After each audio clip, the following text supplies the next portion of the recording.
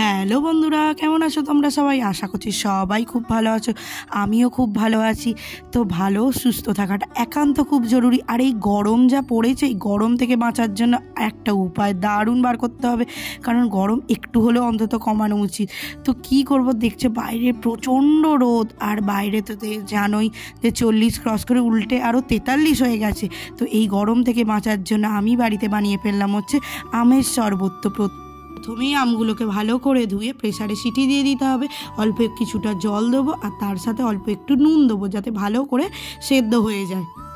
ওই যে প্রেসার কুকারে আমার আম সেদ্ধ হয়েও গেছে, আমি আমগুলোকে বের করে চুবড়িতে রেখেও দিয়েছি, যাতে গরমটা একটু কমানোর জন্য একটু বেসিন থেকে জল নেব।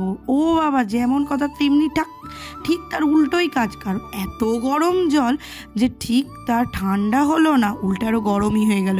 তো আমার যেমন বুদ্ধি তেমন কাজ, ভাবলাম যে পিলারে করে এটা তুলে নিয়ে বা খোসাটা যাতে উঠে যাবে, কোনো মতেই ওঠেনি।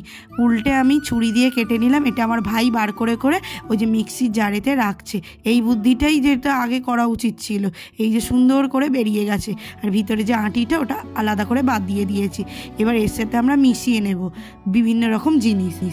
এই যে কাঁচা লঙ্কা দিয়ে দিলাম, যে যেরকম ঝাল খাবে সেরকম দিয়ে দেবো, আর স্বাদ মতো নুন দিয়ে দেবো, আর তার সাথে দিয়ে দেবো হচ্ছে চিনি। প্রচণ্ড টক আম থাকলে সেরকম চিনি দিতে পারো, যে যেরকম টক খাবে ঝাল খাবে সেরকম স্বাদ মতো দিয়ে দেবে, আর অল্প কিছুটা জল দিয়ে দেবো। এবার পেস্টটা করে নেবো সুন্দর করে। পেস্টটা করে এই যে আমাদের পেস্ট হয়ে গেছে, খুব ঘনও হয়ে গেছে সুন্দর। এবার তোমরা দেখতেই পাচ্ছ, আর দারুণ টেস্ট হয়েছিল।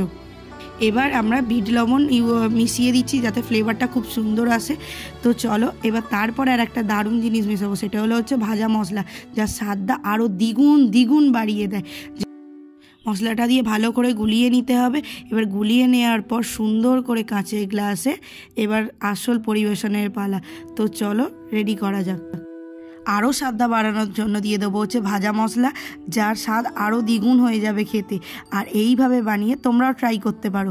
আর ভালো লাগলে লাইক, কমেন্ট, শেয়ার আর সাবস্ক্রাইব করে দিও। চলো টাটা, বাই।